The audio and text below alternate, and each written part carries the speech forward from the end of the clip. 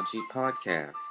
This episode's Chapter 3, Part 2, Word Parts Relating to the Skeletal System. What we're going to do this time around is I'm going to help you test yourself and see if you've got the word parts down for this chapter. So I'm going to give you a part of the skeletal system, and I want you to come back with the combining form that represents or refers to that part of the body. Okay? Here we go. Number 1. What is the combining form for bursa?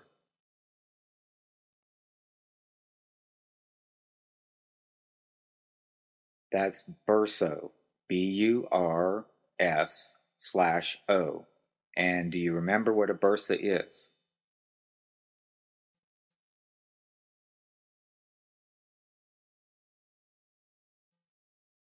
Well, bursa is like a little cushion that cushions areas of a joint during movement.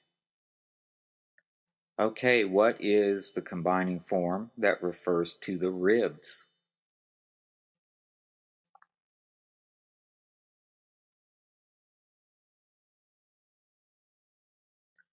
That's costo. C-O-S-T/O.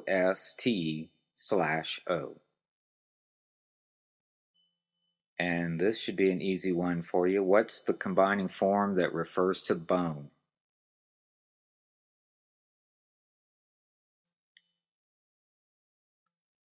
I hope you all remembered osteo, O-S-T-E/O. There are other combining forms in the chapter that refer to bone. You're going to find that most of the time osteo is the one that's used. The other ones can show up in some terms, so you need to be mindful of them. You need to be able to recognize them. But if you're taking a test and you need to come up with a combining form for bone, osteo is the way to go. Okay, what is the combining form that refers to bone marrow?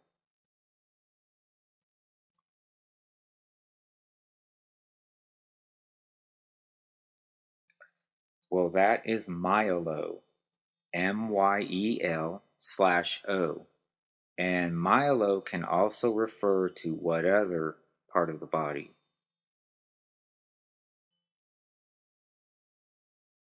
Well, I hope you remembered it also can refer to the spinal cord. Okay, now, what is the combining form for the spine or the vertebrae composing the spinal column?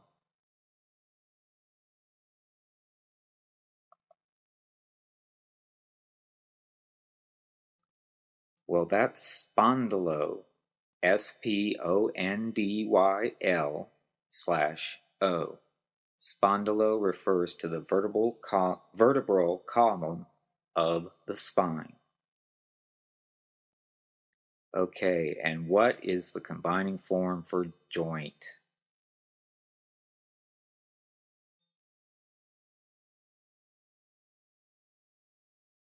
Well, that's arthro, A-R-T-H-R/O.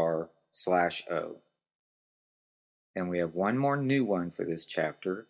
What is the combining form that refers to cartilage?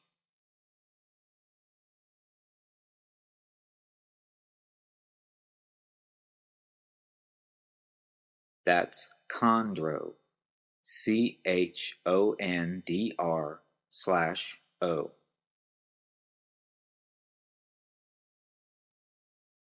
And do you remember what cartilage is?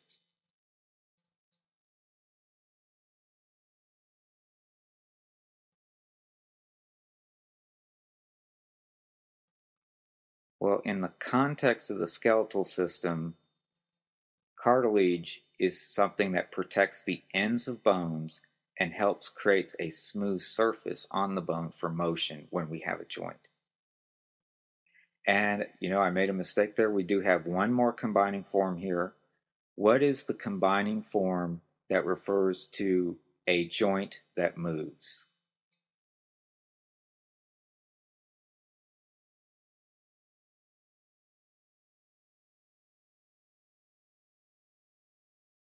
Okay, you had to think about that one. A joint that moves is a synovial joint. So the combining form is going to be synovio, SYNOVI/O.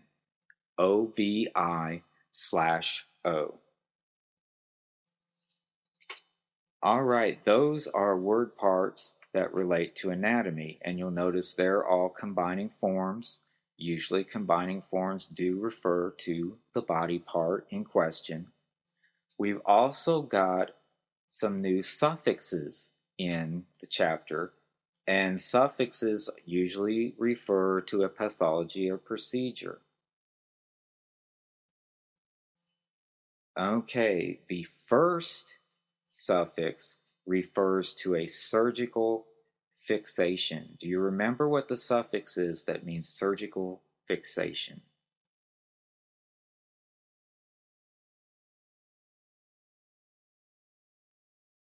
Well, that is desis, hyphen DESIS, surgical fixation. Then we have a suffix that refers to the opposite process, the process of surgical loosening. What is the suffix that refers to surgical loosening?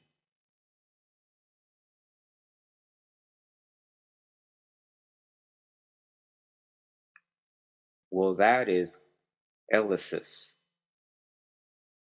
Elysis hyphen LYSIS. The third suffix we have is a suffix that refers to surgical breaking.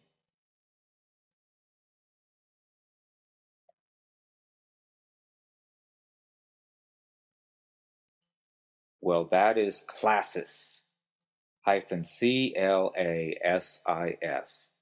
And I like classis like I like rexis, because classis kind of sounds like what it means. If you're breaking something, shattering something, it just kind of sounds like classis. Okay, there is one more word part that does relate to a pathology. Oddly enough, it is not a suffix, it is a combining form. Kind of rare. But the combining form that refers to crooked or bent is what? Do you remember that one? Combining form crooked or bent.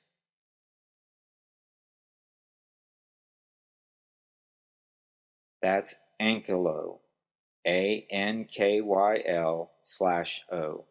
And that combining form is used primarily to create the word ankylosis. What would ankylosis mean?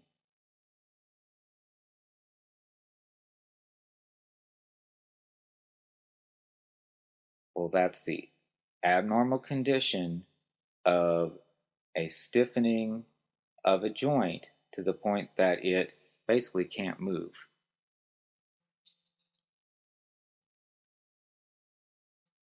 Okay, that covers the word parts in chapter 3. Using these word parts, you'll be able to build many other words.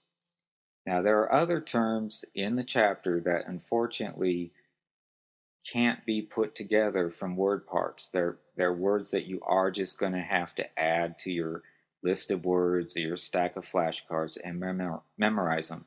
But again, if words have word parts in them, you know what they mean, and the word doesn't have an unusual or unexpected definition, you don't have to worry about those. Once you've got the word parts, you've got the terms.